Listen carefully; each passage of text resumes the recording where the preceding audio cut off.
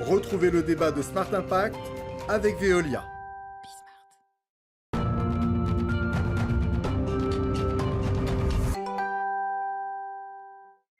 Et je vous présente tout de suite les invités de notre débat. Hermine Chombard-Delauve, bonjour, bienvenue. Vous êtes déléguée générale du Conseil national pour la résilience alimentaire. À vos côtés, Annabelle Richard, bonjour. Bonjour. Bienvenue à vous aussi, directrice Conseil économie locale durable chez Utopie. Le CNRA, Conseil national pour la résilience alimentaire, quelles sont vos missions? D'abord, si on peut peut-être définir la résilience alimentaire, c'est quoi pour commencer? Tout à fait. Mot valise, comme vous disiez, mais pourtant, aujourd'hui, on commence à bien comprendre ce que ça veut dire.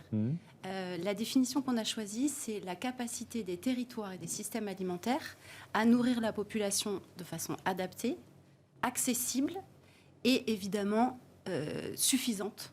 Et tout ça dans un contexte qu'on vit actuellement de crise, Covid, grippe aviaire, mais aussi dans un contexte de changement climatique. Donc le CNRA, basé sur cette définition-là, c'est quoi? Les missions du CNRA sont d'accompagner tous ces acteurs qui veulent se mobiliser pour répondre à ces enjeux, de la fourche à la fourchette, et surtout en faisant le lien entre eux, parce qu'on part du principe, on constate qu'il y a énormément d'initiatives et d'innovations qui répondent à ces enjeux, mais elles sont isolées. Donc on a l'ambition de les fédérer et de les mettre en lumière pour qu'elles puissent passer à l'échelle. Et vous publiez un baromètre de la résilience alimentaire, on y reviendra. Annabelle Richard, vous avez signé avec Elisabeth Laville une tribune dans Le Monde sur ce thème de la résilience alimentaire. On va y revenir. D'abord peut-être un mot d'Utopie. C'est quoi? C'est une agence, c'est un cercle de réflexion, les deux à la fois? C'est une agence de conseil en développement durable qui travaille à la fois avec les entreprises et les territoires, notamment dans le secteur de l'alimentation. Et ce qui nous différencie, c'est qu'on va accompagner entreprises et territoires sur leur transition, de leurs pratiques, mais également on a des activités de think tank. Donc on va consacrer à la fois des ressources, du temps et de l'énergie pour pousser des sujets qui sont encore des signaux faibles, mais dont on pense qu'ils peuvent changer les dynamiques des entreprises, des territoires. Et puis, on essaie toujours de donner un point de vue nouveau sur les sujets. Donc, la résilience alimentaire, on en parlait beaucoup. Et on a décidé de faire cette note en septembre dernier, avant qu'il y ait les conséquences de la crise ukrainienne. Ouais.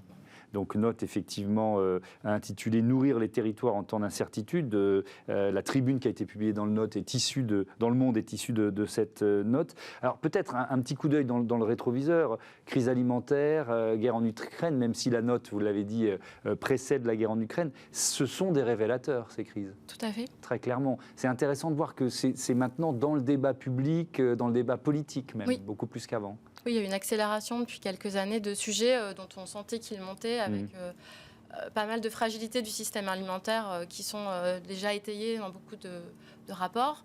À la fois la fragilité du foncier, la fragilité de la population avec des agriculteurs, le manque d'attractivité des métiers et le fait qu'on ait des filières très massifiées, très intenses, très spécialisées, qui de fait nous mettaient en risque. Et là, ce qui s'est passé avec les crises successives, c'est qu'on a eu une prise de conscience à la fois des territoires, mais qui avaient déjà commencé à travailler sur ces sujets-là via des politiques publiques territoriales, et des entreprises qui, en effet, prennent conscience de l'enjeu à relocaliser leurs achats, repenser de nouveaux modèles économiques, et puis imaginer de nouvelles coopérations entreprises-territoires ou entre entreprises, mais au sein d'un même bassin, on va dire. Hermine Chombard-Delauve, ça veut dire que c'est au niveau territorial, plus qu'au niveau supranational, européen, que ça se joue? Parce qu'on parle de réinventer un modèle agricole, d'une certaine façon. Oui et non, en fait, les deux, mon colonel. C'est-à-dire que c'est à la fois... Je ne suis pas colonel, mais je prends. À la fois au niveau local, c'est vraiment très important. Mais Annabelle l'a très bien dit, on ne peut pas se passer des coopérations territoriales. Que ce soit d'une commune avec la commune voisine, que ce soit des circuits courts avec les circuits longs, que ce soit entre régions, entre pays. Et c'est ça qui est fondamental. Nous, notre mission, c'est vraiment de faire le lien entre ces systèmes qui s'ignorent et qui ne collaborent pas. On parle du bio et du non-bio, du low-tech et de l'high-tech, du circuit court, du circuit long. D'accord, et donc il faut que tout ça se coordonne, c'est ce que j'ai bien compris. Et le niveau européen, parce que c'est intéressant, vous avez employé volontairement l'expression de la ferme à la fourchette. À chaque fois, j'ai le terme anglais. De la fourche à la fourchette, j'ai le terme anglais en tête, c'est pour ça. Sauf qu'on voit bien qu'avec la crise ukrainienne, il y a une petite remise en cause de ce qui avait été annoncé au niveau européen. Donc ça veut dire qu'il est difficile à imposer ce modèle ?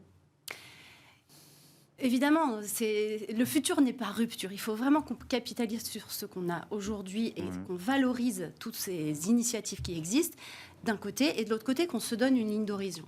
Après, effectivement, quand on a des crises comme la crise ukrainienne, comme le Covid ou la grippe aviaire, par exemple, forcément, on réagit, forcément, on s'adapte. Mais ce qui est important, c'est de ne pas donner des grands coups de volant, c'est de garder son cap et de poser les bonnes mesures, sans rétro-pédaler, si possible. Annabelle Richard, vous parlez des deux jambes de la résilience alimentaire, autonomie et diversité. L'autonomie, c'est quoi ? C'est le circuit court en priorité ? C'est plus complexe que ça, j'imagine, mais... L'autonomie, elle peut se penser à différentes échelles. Elle pourrait être européenne sur certaines denrées qu'on ne peut pas cultiver dans certains territoires ou dans certains climats. Nous, ce qu'on a regardé, c'est à l'échelle nationale déjà. Est-ce qu'on peut penser l'autonomie ? Oui. On aurait en théorie une autonomie de 108% au niveau national. Si on regarde l'ensemble des filières, du champ à l'assiette, donc avec aussi des produits transformés. Et ce qui était intéressant, c'était de regarder tout ce qui est annexe, donc les intrants, les engrais, le packaging, les machines agricoles, parce que quand on parle d'alimentation, on ne parle pas que d'agriculture, on va parler de tout ce qui est autour. Donc l'autonomie à l'échelle nationale, elle est atteignable. Aujourd'hui, on est à 60%, on pourrait être à 108%. Et ce qui était intéressant, c'est qu'on a regardé l'échelle régionale, et l'échelle régionale permettrait en théorie d'être à le bon niveau pour équilibrer production et consommation en termes de volume. On trouvait ça intéressant parce que les régions, elles ont aussi des compétences de développement économique, elles ont aussi des compétences de planification. Et là, on a une tendance aussi à la territorialisation des stratégies. Donc on pense qu'en fonction des filières, on pourra en tout cas viser une autonomie nationale, voire régionale, avec des disparités quand même selon les régions. L'idée, c'est pas qu'elles soient en autarcie. Bien sûr, et qu'on puisse équilibrer d'une région à l'autre. Mais quand je parlais de changement de modèle, c'est vrai qu'aujourd'hui, on voit des productions qui peuvent être assez massives, qui vont être exportées pour être transformés, et puis ensuite on va nous faire revenir en France les produits qui ont été transformés ailleurs. Là, c'est clairement un changement de modèle dont on parle. Un changement de modèle. Ce modèle-là, il est plus adapté. Alors, la transition, elle va se faire lentement peut-être, je ne sais pas, mais il faut en changer ce modèle-là. Il faut changer de modèle. Ce dont on parle dans l'étude, c'est un nouveau maillage géographique, une nouvelle distribution. C'est-à-dire, on va penser autrement la planification agricole, mais aussi l'outil industriel. Avoir des outils, comme le disait Hermine, peut-être plus petits, pas du micro-outil, pas forcément de l'énorme outil industriel national. Typiquement, les pâtes, on pourrait imaginer avoir des outils industriels à l'échelle des régions, parce qu'aujourd'hui, on n'a que quelques grosses usines et on dépend à plus de 2/3 d'importation. On parlait du blé dur tout à l'heure. Donc, on pourrait imaginer redistribuer l'outil industriel sur les régions. Et ce qu'on dit dans la note, c'est que les régions, elles ont un formidable potentiel de mutation. On parlait de diversité économique tout à l'heure. On pourrait vraiment imaginer de planifier, de faire évoluer l'outil industriel en s'appuyant sur les savoir-faire de chaque région. Et ça, c'est un changement de modèle, à la fois qui peut être porté par les territoires, parce que c'est des questions de développement économique, mais qui ne se fera pas sans les entreprises. Et les entreprises, aujourd'hui, elles ont compris qu'elles devaient changer leur appro, parce qu'elles sont en fragilité avec la fluctuation des prix. Et que, à la fois, les consommateurs, on parlait des marques, sont en attente aussi d'autres atouts, d'une valeur locale, du fait de participer à l'emploi agricole, à préserver l'environnement. Donc, il y a un changement de modèle qui se fera, comme on disait, en coopération entre les entreprises et les territoires. Hermine Chambard-Delovsk, ça rejoint ce que vous appelez les guildes ? C'est ça ?